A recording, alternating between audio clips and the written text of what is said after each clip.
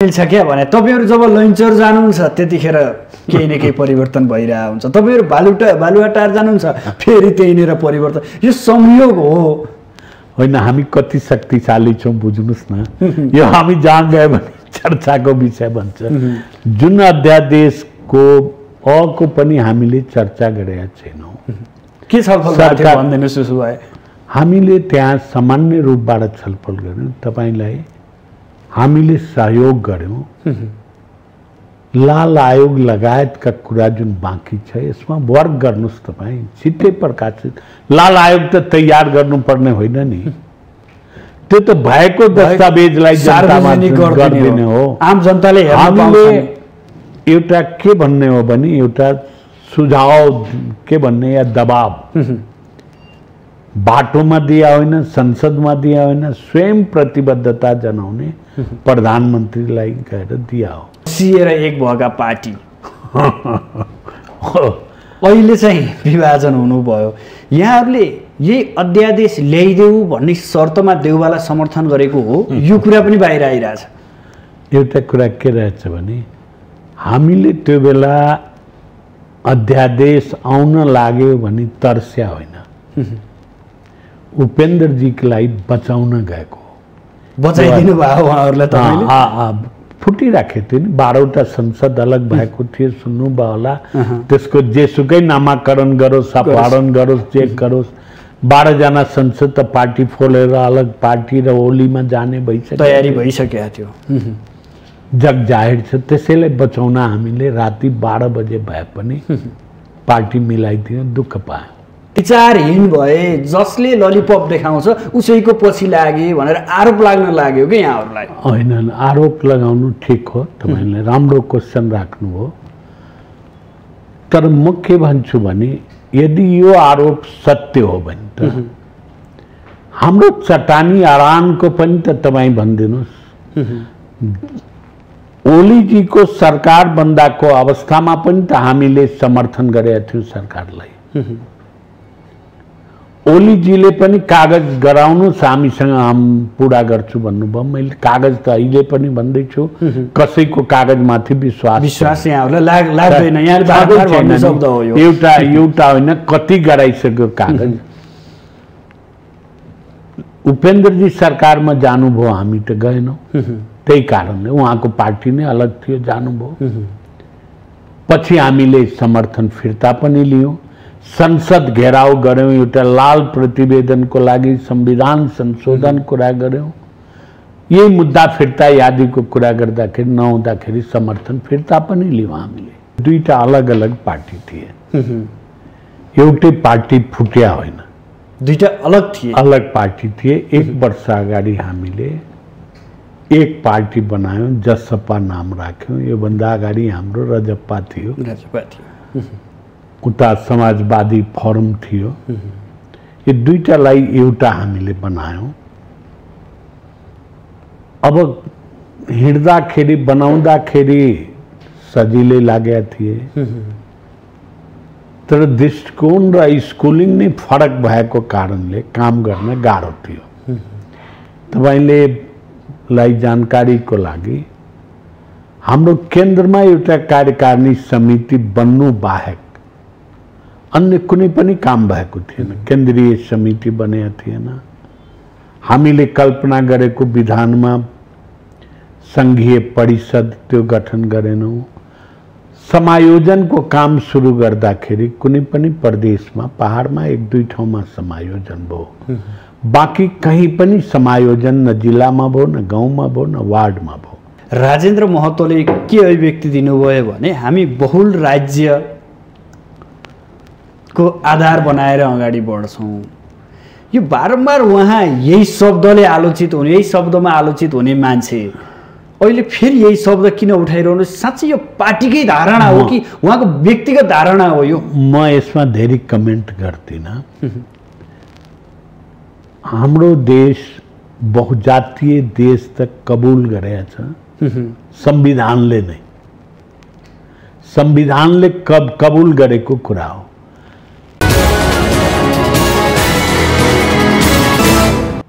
दर्शकबिन नमस्कार। आजको सन्दर्भ कार्यक्रममा यहाँहरूलाई हार्दिक स्वागत छ। म सुदर्शन आचार्य। दर्शकबिन, आजको सन्दर्भमा आज हामी लोकतान्त्रिक समाजवादी पार्टी लोसपाका नेता तथा प्रतिनिधि सभा सदस्य लक्ष्मणलाल कर्णलाई अतिथिको रूपमा स्टुडियोमा निम्त्याएका छौँ। खास गरी वर्तमान सरकारले दल विभाजन सम्बन्धी अध्यादेश ल्याइसकेपछि यस अघिको जसपालाई विभाजन हुन सजिलो भएको छ र अन्ततोगत पार्टी विभाजन भएर लोसपा अर्थात् लोकतान्त्रिक समाजवादी पार्टी गठन भएको छ। यो पार्टीको अबको रणनीति कस्तो हुने, यो पार्टी अब आम नेपाली जनप्रति कसरी उपस्थित जनाउने र आफ्ना कार्यदिशा र नेताहरूको व्यवस्थापन कसरी गर्ने, आज चुनौतीको विषय बनेको छ भने चासोको रूपमा पनि हेरिएको छ। आज हामी विशेष गरेर लोसपाका अबका रणनीति र कार्ययोजनाका विषयमा छलफल गर्नेछौँ। साथसाथै वर्तमान राजनीतिक अवस्था, राजनीतिक दलका नेताहरूको भूमिका र उनीहरूको चरित्र र देशले भोग्नु परिरहेका पीडाहरूको बारेमा पनि प्रसङ्ग उठाउनेछौँ। सर्वप्रथम उहाँलाई स्वागत गरौँ। स्वागत छ यहाँलाई माउन्टेन टेलिभिजनमा। हस्, धन्यवाद। अन्ततोगत जसपा फुट्यो र तपाईँहरू लोसपा अर्थात् लोकतान्त्रिक समाजवादी पार्टी गठन गर्नुभयो, दर्ता पनि भइसकेको अवस्था छ। यसको के छ रणनीति, कस्तो बनाउनु भएको छ, कसरी जाँदै हुनुहुन्छ, के गर्दै हुनुहुन्छ? बैठक त दिनौँ जसो बसिरहनु भएको छ। यसको फुटलाई तपाईँ भन्नुहुन्छ भने यो दुईटा अलग अलग पार्टी थिए, एउटै पार्टी फुट्या होइन, दुईटा अलग थिए, अलग पार्टी थिए। एक वर्ष अगाडि हामीले एक पार्टी बनायौँ, जसपा नाम राख्यौँ। योभन्दा अगाडि हाम्रो रजप्पा थियो, उता समाजवादी फोरम थियो। यो दुईटालाई एउटा हामीले बनायौँ। अब हिँड्दाखेरि बनाउँदाखेरि सजिलै लागेका थिए, तर दृष्टिकोण र स्कुलिङ नै फरक भएको कारणले काम गर्न गाह्रो थियो। तपाईँले लाई जानकारीको लागि हाम्रो केन्द्रमा एउटा कार्यकारिणी समिति बन्नु बाहेक अन्य कुनै पनि काम भएको थिएन। केन्द्रीय समिति बनेको थिएन। हामीले कल्पना गरेको विधानमा सङ्घीय परिषद त्यो गठन गरेनौँ। समायोजनको काम सुरु गर्दाखेरि कुनै पनि प्रदेशमा, पहाडमा एक दुई ठाउँमा समायोजन भयो, बाँकी कहीँ पनि समायोजन न जिल्लामा भयो, न गाउँमा भयो, न वार्डमा भयो। यस किसिमबाट दुईटा पार्टी अलग अलग नै थियो, कार्यकर्ता नेता अलग अलग नै थिए। यद्यपि प्रतिनिधि सभाको सिटमा बस्दा एक ठाउँ बस्नु भएको थियो। हजुर हजुर, त्यहाँसम्म मिल्या थियो हो। तर अप्ठ्यारो हामीलाई के भयो भने सरकारको दौड सुरु हुँदाखेरि हामीले एउटा कुरा जुन अघिदेखि आह्वान गर्दै थियौँ कि हामीले 6 महिना शान्तिपूर्वक आन्दोलन गर्यौँ। त्यसले खोजेका विभिन्न कुराहरू अझ बाँकी छन्, त्यो पुरा गरेन सरकारले। त्यो यदि हेर्नुहुन्छ भने लामो समय भयो, पुरा भएन भने यसलाई केही न केही अंशमा पुरा गराउनु पर्छ। जसको लागि हामीले के भन्यो भने मुद्दा फिर्ताको प्रश्न उठाएका थियौँ। नागरिकताको ज्वलन्त समस्या रहेछ, त्यसको लागि प्रश्न उठाएका थियौँ। संविधान संशोधनको लागि त्यो आन्दोलनले यत्रो कुर्बानी दिए, यो संविधानमा संशोधन गरौँ। सरकारले नै बनाएको लाल आयोग जुन गिरीश चन्द्र लालजीको थियो, त्यसलाई पब्लिक प्रोपर्टी हो, यसलाई सार्वजनिक गरौँ भन्ने विभिन्न विषयमा हामी 6 महिना करिब वर्क गर्यौँ प्रधानमन्त्री ओलीजीसँग। किनभने यो सबै काम सरकारसँग सम्बन्धित थियो, अन्य पार्टीसँग सम्बन्धित विषय होइन। गर्न सक्छ भने सरकारले भने यहाँहरुको चाहिँ धारणा त्यो थियो। र उहाँले सुरुदेखि सरकारमा आउनुहोस्, म गर्छु भन्ने प्रतिबद्धता जनाउनु भयो। तर हामीले के भन्यो भने हामी कुनै कागजमा विश्वास गर्दैनौँ र कुनै व्यक्तिको अब भनाइमा विश्वास गर्दैनौँ। लामो समयसम्म हामी ठग्या छौँ।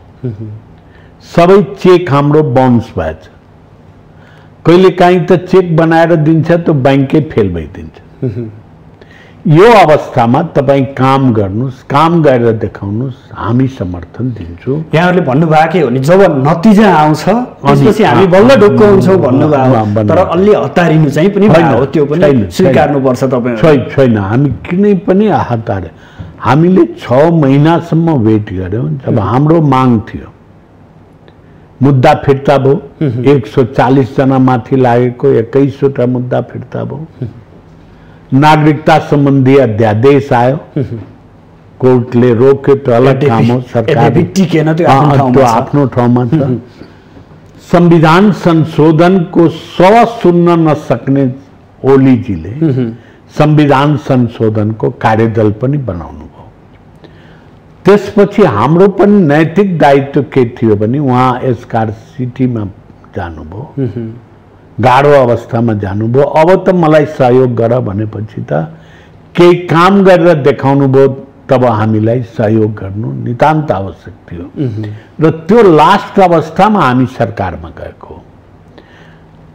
त्यस कारणले हामीले कुनै हडबड गरेका होइन, कहीँ पनि हडबड गरेका छैन। हडबड गरेको भए त 18 दिनको सरकारमा किन जाने, 6 महिनेको सरकार बस्थ्यो नि हामी। दोस्रो के आयो भने सरकार चेन्ज भयो सर्वोच्च अदालतको फैसलाले। जबकि सरकार चेन्ज हुन्छ कहीं पनि संसारमा जहाँ संसदीय व्यवस्था रहेछ त्यहाँ पार्लियामेन्टबाट हुन्छ, या जहाँ राष्ट्रपति शासन छ जनताबाट परिवर्तन हुन्छ। तर नेपालमा एउटा नयाँ नजिर कायम भयो, सर्वोच्चको फैसलाले प्रधानमन्त्री नियुक्त भए। त्यसलाई पनि हामीले स्वीकार गर्यौं र नयाँ सरकार बन्दाको अवस्थामा नयाँ सरकारले हामीलाई सहयोग गर्नु भन्नुभयो। हामीले के भन्यो भने हाम्रो सहयोगको लागि हामीलाई कसैसँग पनि द्वेष छैन, शत्रुता छैन, कसैसँग नराम्रो बन्नु पनि छैन।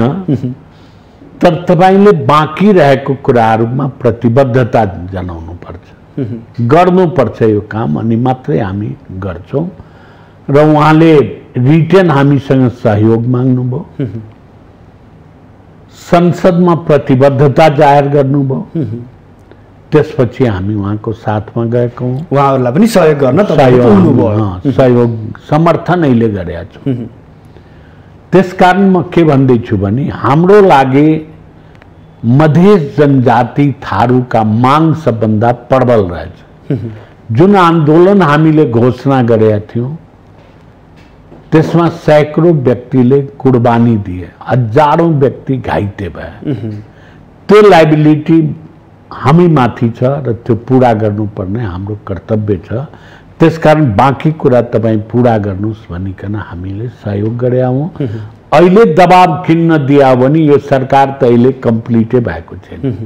1 महिना भन्दा बढी टाइम गइसक्यो, तर सरकारले स्वरूपै धारण गर्न सकेका छैन भने बिना स्वरूपको सरकारसँग केही माग्नु र केही प्रेसर दिनु छैन।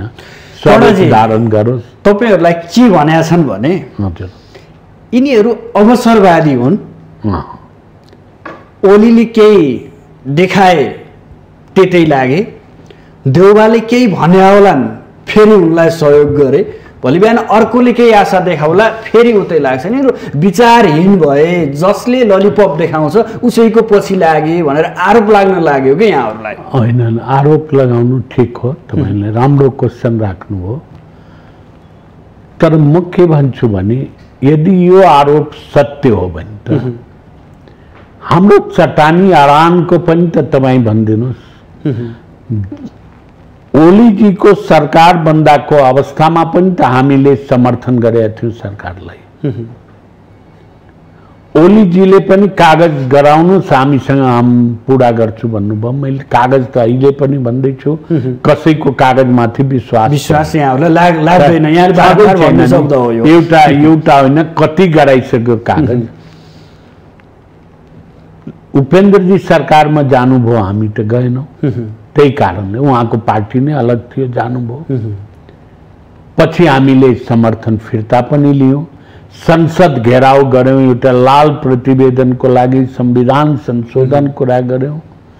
यही मुद्दा फिर्ता यादीको कुरा गर्दाखेरि नहुँदाखेरि समर्थन फिर्ता पनि लियौँ हामीले। त्यसकारण हामी यदि पदलोलुप्त मात्रै भइदिएको भए 140 जना माथिको मुद्दा फिर्ता हुने ललिपप हो। यही कुरा म टेकेँ। यो कुरालाई अहिलेको जसपाका नेताहरूले कसरी विश्लेषण गर्नुभएको छ भने उहाँहरू के भन्नुहुन्छ भने ती त कसैलाई ढुङ्गा हानेका, कसैको घर फोडेका, कसैको सामान चोरेका साना साना मुद्दाहरू चाहिँ सम्बोधन भयो भन्दैमा उहाँहरू कस्तो उफ्रेर सरकारमा जानुभयो भनेर तपाईँलाई भन्नुहुन्छ कि उनीहरू। म तपाईँलाई के भन्छु भने आफैले आन्दोलन गर्ने त्यो मधेस आन्दोलनमा नाम जेसुकै होला उहाँको पार्टीको मधेस जनअधिकार फोरम थियो, तर उहाँ सहभागी होइन। उहाँले ढुङ्गा हान्या होइन, सानै होला ठुलै होला, उहाँको मान्छे गोली खाएन। तपाईँको म त करीब करीब यो मुद्दा सम्बन्धमा संविधान संशोधन सम्बन्धमा जति कमिटी बन्या हो सम्पूर्ण कमिटीमा म सहभागी छु। पक्कै पनि यहाँ धेरै बैठकहरूदेखि लिएर हरेक जसोमा यहाँको सहभागिता देखिन्छ नै। 292वटा मधेस आन्दोलनका मुद्दा थिए। 292 के भयो भने यो मुद्दा फिर्ता गराउनको लागि तत्कालीन सरकार या ओलीको सरकार होस् या देउपाको सरकार होस् या प्रचण्डजीको सरकार होस्, सबैमा काम गरेका छु। एउटा बडा अप्ठ्यारो के थियो भने म तपाईँलाई खुलासा गरिदिउँ अहिले मुद्दा फिर्ताको सम्बन्धमा।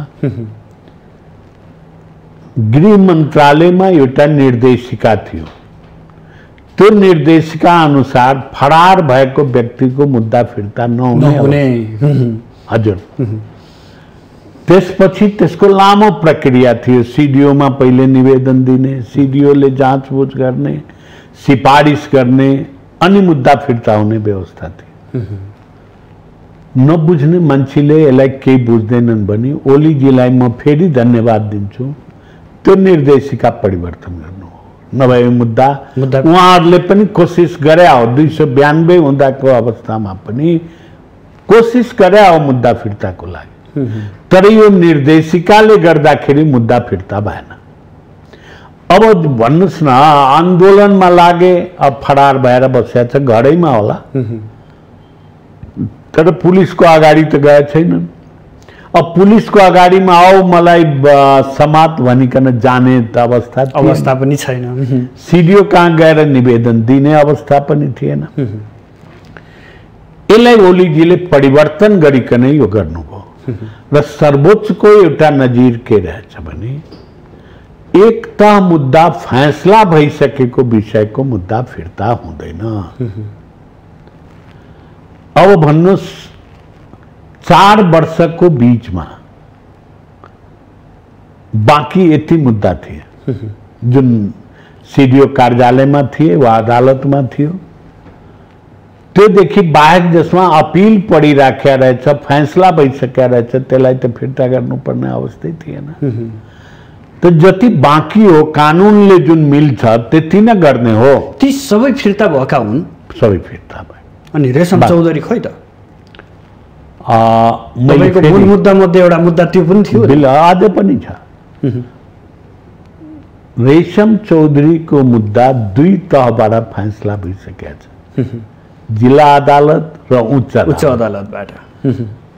तेस्रो अदालत सर्वोच्च अदालतमा चलिराखेको रहेछ, अहिले पनि चलिरहेछ। अब भन्नुहोस् कानुनले नै यो फिर्ता गर्न मिल्दैन भनेको छ भने फिर्ता गराउन सकिन्छ?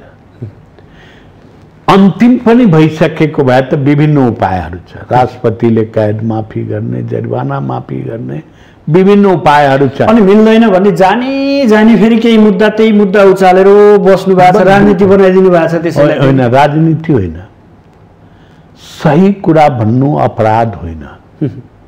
फिर्ता हुँदैन भन्ने थाहा छ यहाँहरूलाई, तर गर्न हामी भने पनि छैनौँ। चाँडै गरिदेऊ न त, जे गर्नु छ चाँडै गर। सर्वोच्चमा पनि चाँडै हुन्थ्यो होला भन्नेमा हामीलाई विश्वास थियो। जे होस् फैसला, पक्षमा पनि फैसला हुन सक्छ, विपक्षमा पनि हुन सक्छ, तर चाँडै भयो भने त एउटा बाटो त लाग्छ। त्यो बाटो नै रोकेर बसिराख्यामा हामीले यसलाई उचालिराख्यौँ। अर्को कुरा, दोस्रो कुरो के हो भने यो राजनीतिक विषय हो। राजनीतिक विषय, मुद्दा आफ्नो ठाउँमा छ, कानुन आफ्नो ठाउँमा छ, तर विषय राजनीति हो नि। त्यसलाई कसुरदार भन्ने हो भने त स्वयं मिसिलले भन्छ त्यो वारदात स्थलमा थिएन, बर्दियामा थियो। लक्ष्मण थारू त्यसैका एउटा प्रतिवादी काठमाडौँ रिसोर्टमा बसिया रहेछ। त सत्य कुरा त जनताको समक्षमा राख्नु पर्छ नि, हल्ला गरे होइन, राख्या हो। निर्दोष व्यक्तिहरू जेलमा बसिराखेका छ। तपाईको हिजो मैले एउटा सिनेमा देखिराखेको थिएँ, बडा विचित्र लाग्यो, नेपालमा किन छैन। मलाई फिल्मको नाम याद हुँदैन, इन्डियन सिनेमा। हिजो बेलुकी मलाई अलिकति फुर्सद हुँदा हेर्न थाले। अनिल कपूर हिरो रहेछ।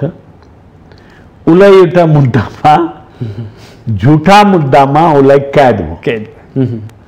कैद भइसकेपछि उसलाई कसैले सल्लाह दिए राजनीतिक वृत्तमा, यसलाई लडाउनु पर्छ। त्यो मुद्दा आफ्नो जेलमै थियो, मुद्दा लड्छ।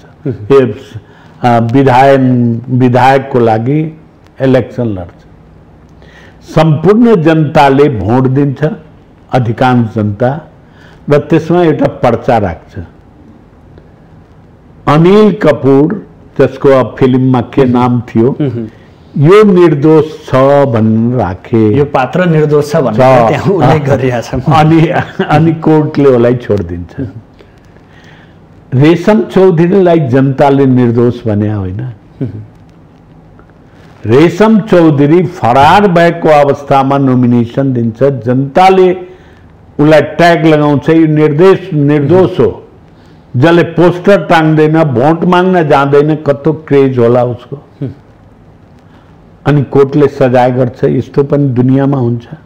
जनताभन्दा ठुलो अदालत कुन हो? हामी त त्यो चिन्तामा छौँ। अर्को माग, हजुर, यो प्रतिवेदन लालायकको खै त त्यो सार्वजनिक गर्न सक्नु भएन? होइन, सकेका छैनौँ, तर हामी गराउँछौँ। अहिले पनि बितिसकेका छ। करिब 2/3 सरकार हुँदा, त्यति ठुलो सरकार हुँदा संविधान संशोधन गर्न नसक्ने, त्यस्ता मुद्दाहरू चाहिँ फिर्ता गर्न नसक्ने, लालायकको सार्वजनिक फिर्ता नगर्ने, अब त यो जोड घटाउको सरकार होइन। कसरी सक्नुहुन्छ? तपाईँ यसो हेर्नुहोस् न, हामी जुन बेला सरकारसँग कुरा गऱ्यौँ 2/3 सरकार थिएन। तपाईँ फेरि सम्झाउँ, त्यो बेला 2/3 सरकार, केही अंश माओवादीका र एमालेको सरकार थियो, जसको संसदमा बहुमत पनि थिएन। त्यो कारणले नै संसद विघटन भएको हो। तर नेकपाको सरकार हुँदाखेरि त करिबन 2/3 थियो नि। त्यो बेलामा त तपाईँहरू खासै बोल्नु भएन क्या? होइन, त्यो सुन्नु भएन। फेरि किन सुन्नु भएन भने यसको लागि हामीले संसदमा प्रधानमन्त्रीलाई उभ्यायौँ। लाल आयोगको प्रतिवेदन र संविधान संशोधनमा संसद घेरेर स्वयं प्रधानमन्त्री उपस्थित भइकन बोल्नुभयो, लाल आयोगको प्रतिवेदन म प्रकाशित गर्छु। लाल आयोगको प्रतिवेदन लुकाएर राख्नुपर्ने कुनै हीरा जवाहरात होइन भन्ने रोस्टमबाटै बोल्नु भएको छ। संविधान यो कुरान, बाइबल र गीता होइन, यसलाई संशोधन गर्नुपर्छ। बोल्नुहुन्छ क्या? आजभोलिका नेताहरू आफूलाई लोकप्रिय बनाउनको लागि जेसुकै बोल्दैनुहुन्छ, तर कार्यान्वयन त छैन नि, साह्रै फितलो छ नि कार्यान्वयन। एउटा के हुन्छ भने यही नै जनताले वाच गर्छ। म आज तपाईको समक्ष जुन बोलिराखेको छु जनताहरूले त हेर्यो होला। म बोल्छु एउटा कुरा गर्छु अर्को कुरो भनी जज गर्ने को त? तिनै जनता हुन्, त्यही जनता हो। तपाईँ बहकिनु भयो भने पनि उनीहरूले विश्लेषण गरेका हुन्छन्। किनभने लोकतन्त्रको सबभन्दा ठुलो खुबी नै यही हो कि 5 वर्षमा सबै नेताहरूले एक्जाम दिन जानुपर्छ र परीक्षा पास गर्नुपर्छ। त्यो जनताको बोलेर गरेनन् भने लास्टमा आएर त गरे नि। आफत पर्दाको बेलामा त ओलीजी नै कमिटी गठन गरे, सरकार रहेन। त्यसकारणले गर्दाखेरि यदि हामी बोल्दै बोल्दैनौँ, गर्दै गर्दैनौँ भने त विषय त लुकेर जान्छ नि। जुन विषय जायज विषय हो, गर्नुपर्ने विषय हो, त्यो तपाईँले बोल्नुभयो भएन। ज्यान दिँदाखेरि त भएन, ज्यानै दिया हो नि मधेस आन्दोलनमा। त ज्यान दिँदाखेरि पनि केही कुराहरू भएन भने आज बोल्नलाई पनि हामी नबोलौँ हुन्छ। लोकतन्त्र हो भने हाम्रो माग मुद्दा पूरा गरेन भने त्यसको इन्साफ जनताले गर्छ। त्योभन्दा ठुलो अदालत कुनै पनि होइन। कर्णजी, अब म थोरै पार्टीभित्रकै कुराकानी गर्छु। लोसपा कस्तो पार्टी हो? नितान्त मधेस केन्द्रित पार्टी हो कि समग्र राष्ट्रको पार्टी हो? यो प्रश्न उठ्न थालेको छ यहाँहरूमाथि। तपाईँ राम्रो प्रश्न सोधिदिनु हो। यो जनताको लागि नै प्रश्न हो। हामी कहिले पनि केवल मधेसको कुरा गरेनौँ। त्यो हुन्छ नि ट्याग लगाइदिने, लाग्छ कि बाघ भए पनि कुकुरको ट्याग लगाइदिने, कुकुर भए पनि भालुको ट्याग लगाइदिने। त्यति मात्रै होइन, तपाईँहरूलाई के भन्छन् भने यिनीहरू भारतबाट परिचालित पार्टी हुन्। यिनीहरूले भारतले जे सन्देश पठाउँछ त्यही सन्देश अनुसार लैनचौर पुग्छन् अनि आफ्नो निर्णय बल्ल एउटा प्रस्तुत सम्बन्धमा, भारतको सम्बन्धमा भनौँला। म 2-3वटा कुरा के गर्छु भने 47 सालमा सद्भावना पार्टी मधेसमा गठन भएको, नेपाल सद्भावना पार्टी। त्यो बेलादेखि हामीले मधेस जनजातिको कुरा उठाएका हौँ। जनजाति पार्टी थिए, उसँग समीकरण गरेर चुनावै लड्या हो, धरानमा पार्टी नै खोल्या हो। यो देशमा जति पनि वञ्चित छन्, शोषित छन्, विभिन्न एंगलबाट हुन सक्छ, त्यो सबैको लागि, सबैको अधिकारको लागि, त्यो महिला होस्, मुस्लिम होस्, दलित होस्, थारू होस्, मधेसी होस्, जनजाति होस्, सबैको लागि हामी लडेका छौँ भने, सबैको विषय उठाइराखेका छौँ भने हाम्रो ट्याग त्यो हट्दैन। हामी एउटा उदाहरण मात्रै दिन्छु। भाषा र संस्कृति सबैको मान्यता गर्नुपर्छ भने खालि मधेसको भने हौ हामीले। तर यो कार्यकारिणी समितिको यसो सर नाम हेर्दा त खासै देखिँदैन क्या। सबै तराईका जातहरू भएको मात्रै नामहरू देखिन्छ। त्यो पहाड पनि छ, कम होला, पहाड छँदै छैन भन्ने होइन। महिलामा पनि पहाडका मान्छे छन्। कल्पना प्रधानजी हुनुहुन्छ, विश्वकर्माजी हुनुहुन्छ, दुईजना हुनुहुन्छ, 3 जना हुनुभयो। यो के रहेछ भने अहिले तत्कालीन हामी इमिडिएट अध्यादेश आयो र इमिडिएट पार्टी दर्ता गर्नुपर्ने थियो। यसको 2टा सिद्धान्तले मात्रै यो बनाएको। एउटा सांसद जति थिए सबैको जो हाम्रो साथमा थिए वो सबको नाम राख्यौं। जो अन्तिम आवरसम्म जो सांसदले हाम्रो पक्षमा थिए, निष्ठापूर्वक थिए, उसको नाम राख्यौं। पद जोगाउनु पर्ने भयो। पद पनि जोगिन्छ, पार्टी पनि बन्छ, तर निष्ठापूर्वक बस्नुभयो, उहाँहरूको नाम राख्यौं।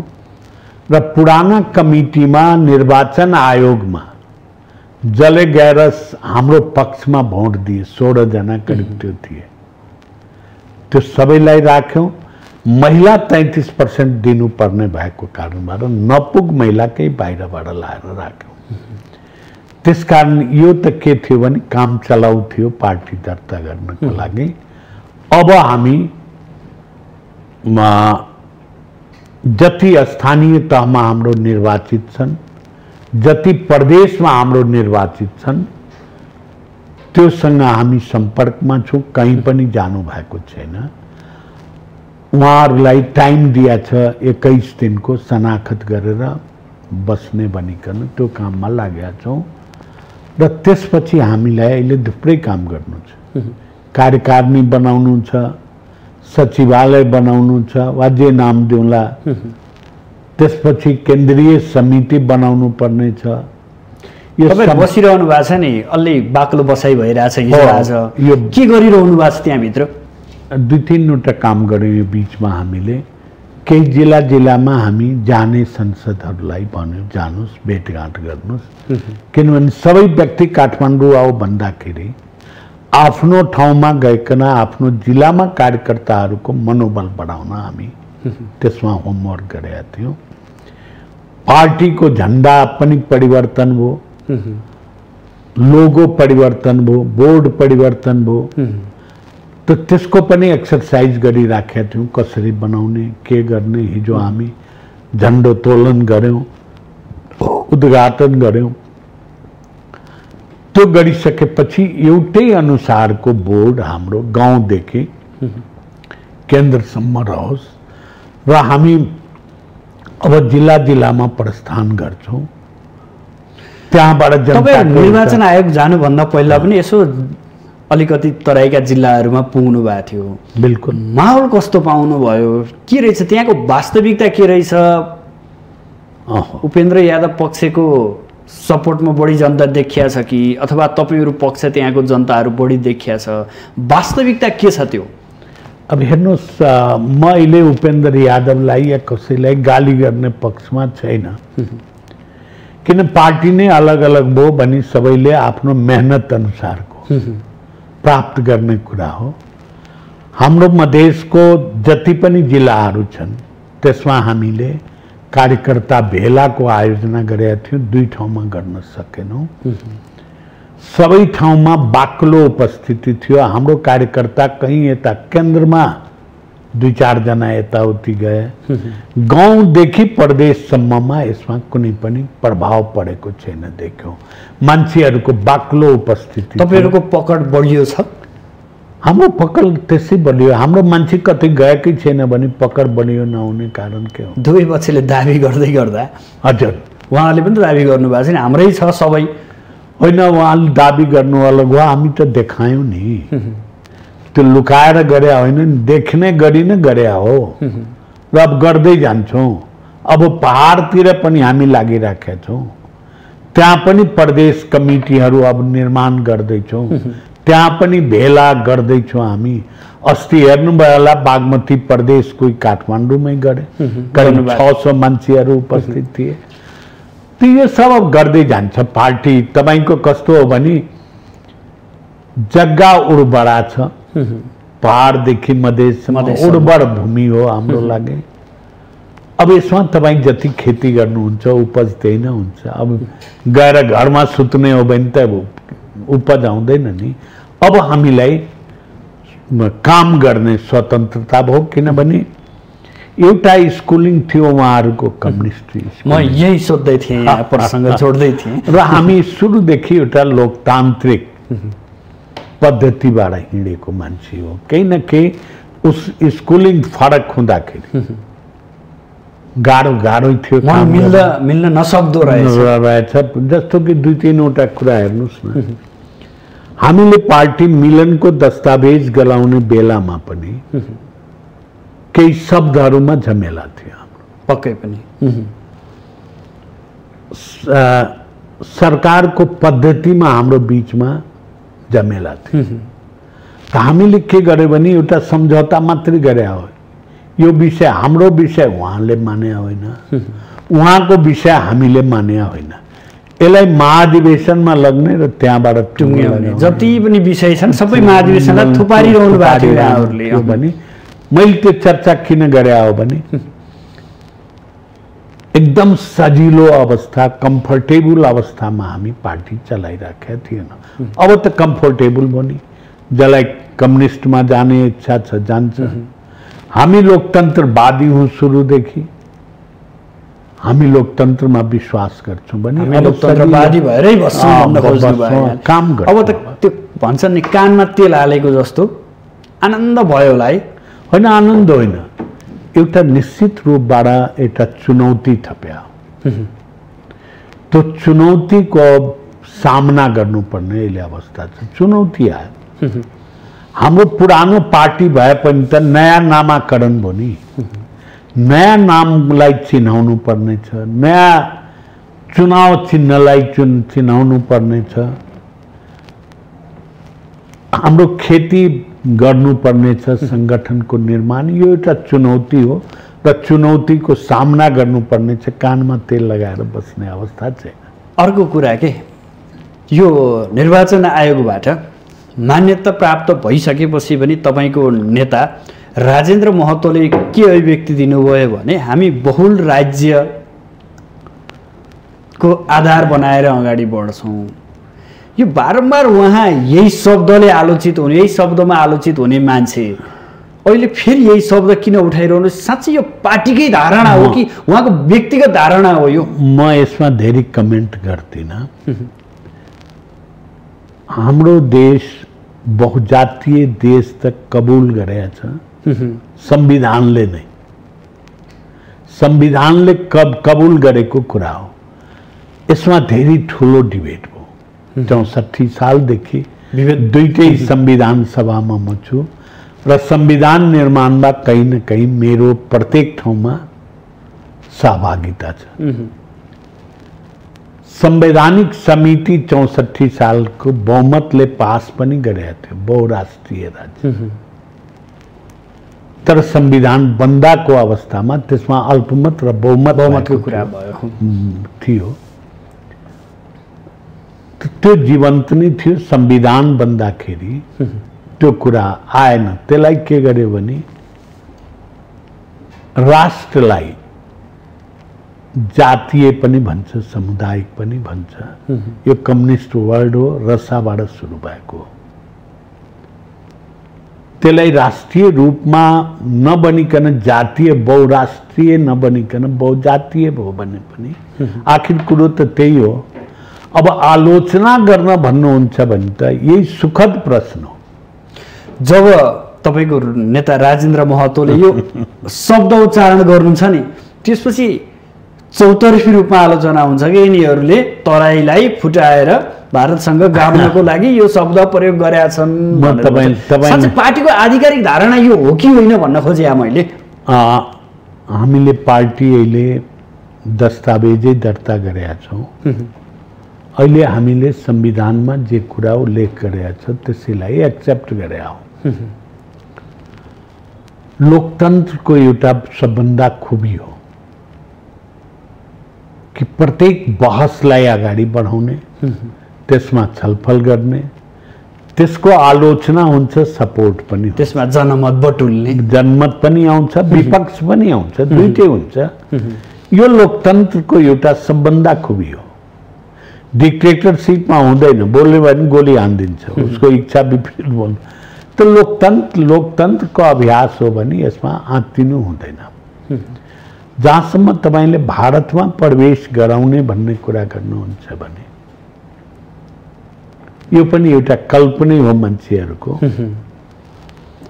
लक्ष्मणलाल कर्ण आज यो देशको तेस्रो चोटि संसद हो। म बिहारमै गएर मिसिने हो भने म जस्तो लक्ष्मणलाल कर्ण कति छ त्यहाँ हेर्नु, कति होला तो यति म बेकुफ होला कि तो बिहारमा मिस्न जान्छु। यो त नेपालै हो। आरोप लाग्छ कि यहाँहरुलाई, त्यही आरोपको सम्बन्ध। किनभने लैनचौरको अलि बाक्लो भेटवार्ता हुन्छ कि यहाँहरुको सबैको हुन्छ। हेर्नुस्, हामी गए देखिन्छ, हामी गए भने चर्चा बढी हुन्छ।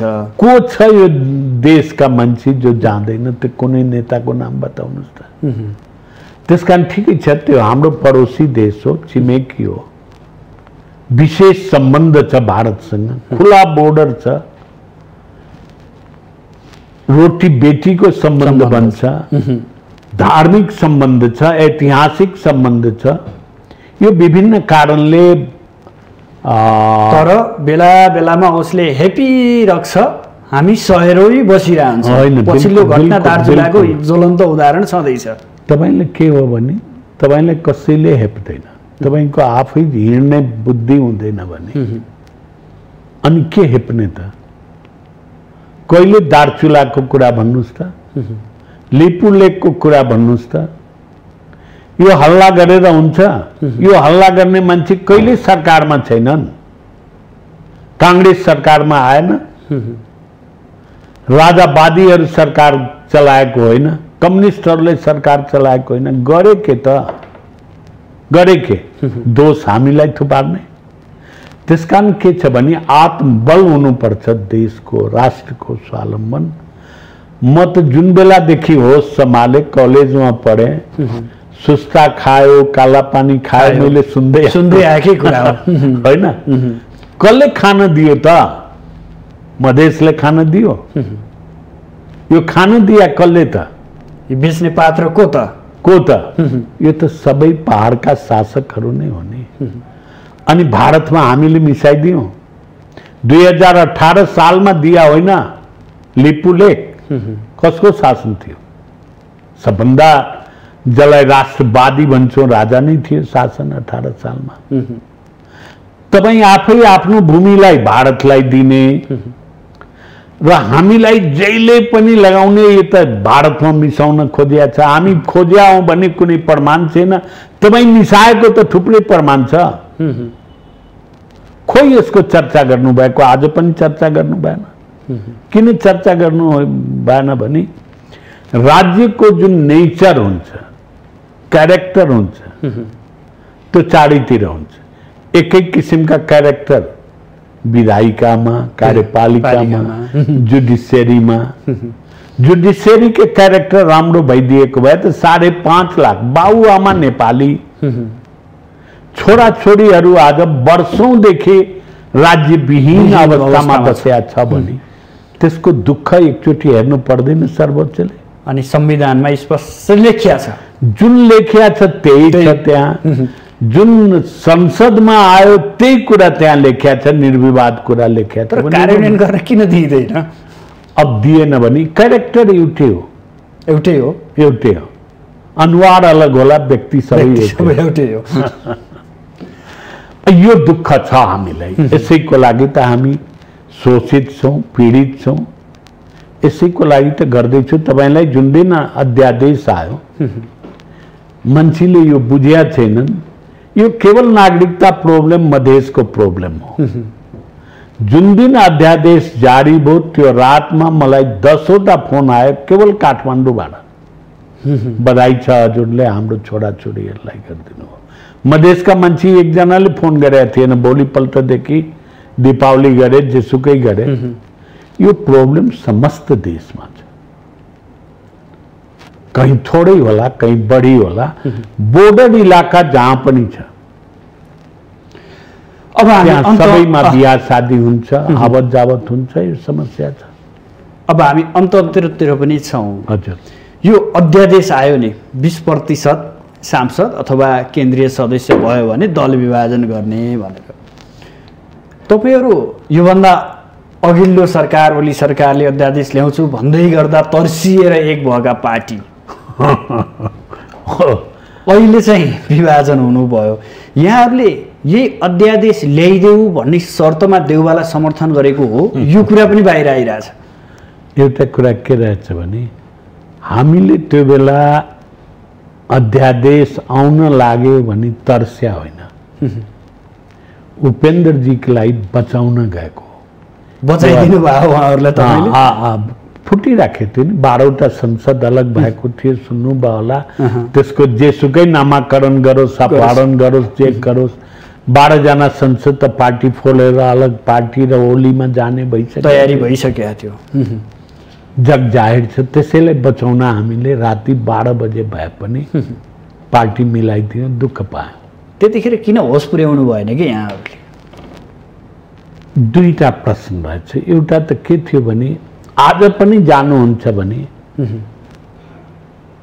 मधेसका जनता, थारू जनता, जनजातिले कसले गल्ती गरे यसको इन्साफ गर्दैन। तिमीहरूको एउटै कुरा रहेछ, मधेस जनजाति, थारू, मुस्लिम अनि किन मिल्दैनौ भन्ने यो व्यापक प्रश्न। सामान्य नागरिकले सामान्य हिसाबले हेरिदिन्छ। त्यसले जति भन्नुभयो भने गल्ती कसले गरे त्यति पनि त इन्साफ गरिदेऊ, जोसुकै गल्ती गरोस् मिलन तागत हुन्छ भन्ने दृष्टिकोण हो। म आम जनताको कुरा तपाईसँग राख्दैछु। एउटा त यो थियो। दोस्रो हाम्रो सरकार थियो 2 नम्बर प्रदेशमा।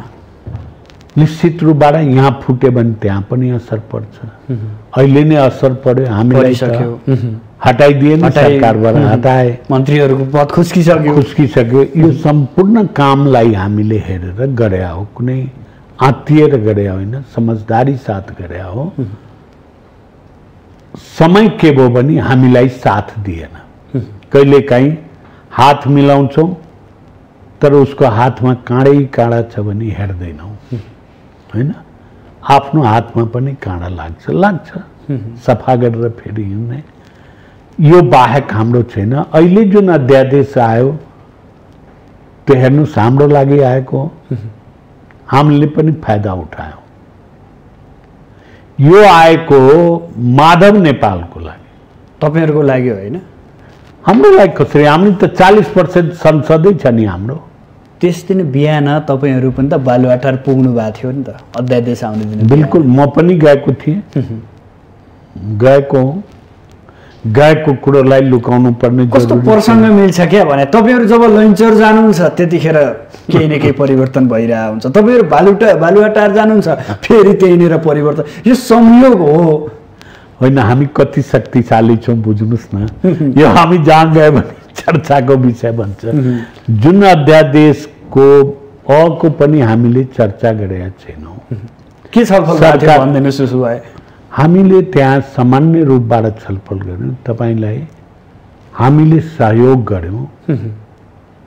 लाल आयोग लगायतका कुरा जुन बाँकी छ यसमा वर्क गर्नुस् तपाई, छिट्टै प्रकाशित।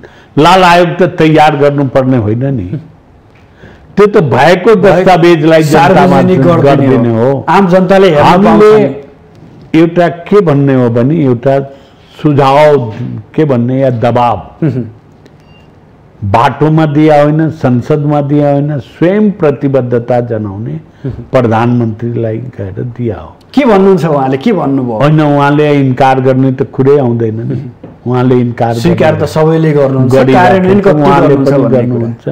तर बाहिर के भयो भने हामी गएर 5 वटा मन्त्री माग्यौं, त 4 वटा माग्यौं, त कसैले 3 वटा मन्त्री माग्यौं। अहिले तपाई नै गएर अध्यादेश मागेर लाउनु भयो। हाम्रो लागि अध्यादेश हो। यदि यो अध्यादेश नआएको भए त माधवको पार्टी फुट्ने थिएन। माधवजीको पार्टी नफुटेको भए सरकार निर्माण नै हुँदैन, संसदमा बहुमत पुग्दैन। भन्नुस् कसको लागि लाग्यो? यहाँहरुको त संख्या थियो, हाम्रो त आफ्नो ठाउँमा छँदै थियो। त्यसो भए नितान्त माधव कुमार नेपालको लागि अध्यादेशमा चिन्तै नगर्नु, बाहेकको कुरो एक्सेप्ट गरौँ। अब अन्तमा मैले एउटा प्रश्न सोधेँ। अब तपाईहरु कसरी अगाडि बढ्दै हुनुहुन्छ र तपाईहरुको विधान कस्तो किसिमको हुन्छ र कस्तो व्यक्तिहरुलाई समेट्दै हुनुहुन्छ? हेर्नुस्, यो संविधानमा विभिन्न त्रुटिहरू होला। त्यसमध्ये एउटा राम्रो अहिले आस्पेक्ट के रहेछ भने हामीले फन्डामेन्टल राइट्स माने समानुपातिक समावेशीलाई स्वीकार गर्यौं। बिल्कुल दिइराखेर छ, यसलाई स्वीकार गरेका छ। यो प्रत्येक व्यक्तिको फन्डामेन्टल राइट हो, प्रत्येक नेपालीको। प्रत्येक तह तबकामा समानुपातिक समावेशी हुनुपर्छ। यो नभएसम्म त देशमा शान्ति हुँदैन।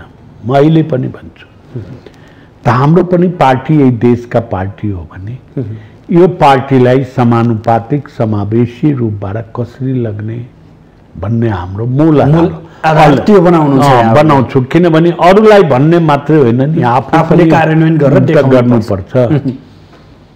तपाईलाई थाहा छ म सुनवाई समितिको सभापति पनि हो।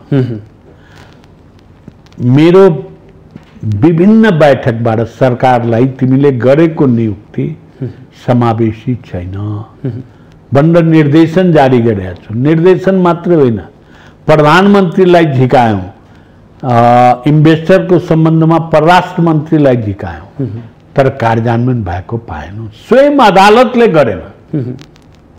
जसले संविधान र कानुनको व्याख्या गर्छ उसले नियुक्ति गर्दाखेरि पनि गर्दैन। त यो अभ्यास हामी थाल्ने गर्छौं। यो सबैको पार्टी बनोस् र सबैको लागि काम गरोस् र देशको जनताले जुन एउटा कल्पना गरेको छ लोकतन्त्रको समावेशिताको, त्यसमा अगाडि बढौँ। लोकसभा जनजनको मनमनमा बस्ने पार्टी बन्छ भोलिको दिनमा। हामी गर्छौं त्यो काम। हस् कर्णज्यू, यहाँसम्म आइदिनु भयो, आफ्नो महत्त्वपूर्ण विचार र महत्त्वपूर्ण समय प्रदान गरिदिनु भयो, यसका लागि यहाँप्रति विशेष आभार। हस्, यहाँलाई पनि धेरै धेरै धन्यवाद। आदरणीय दर्शकवृन्द, आज हामी विशेष गरेर अध्यादेश जारी भएसँगै नयाँ गठन भएको पार्टी लोकतान्त्रिक समाजवादी पार्टी लोसपा, यसका आगामी रणनीति के हुन सक्छन्, पार्टी कसरी अगाडि बढ्दैछ र पार्टीभित्र भएका विभिन्न पात्रहरू र चरित्रहरूको बारेमा विश्लेषण गर्ने प्रयास गर्यौं। लगायत समसामयिक राजनीति र पछिल्ला केही घटनाहरूका बारेमा पनि हामी चर्चा गर्यौं। यसका लागि आज हाम्रो स्टुडियोमा लोसपाका नेता तथा प्रतिनिधि सभा सदस्य लक्ष्मणलाल कर्ण हुनुहुन्थ्यो। भोलि नयाँ विषयवस्तु र नयाँ अतिथिका साथ उपस्थित हुनेछु। आजलाई भने बिदा दिनुहोस्। नमस्कार।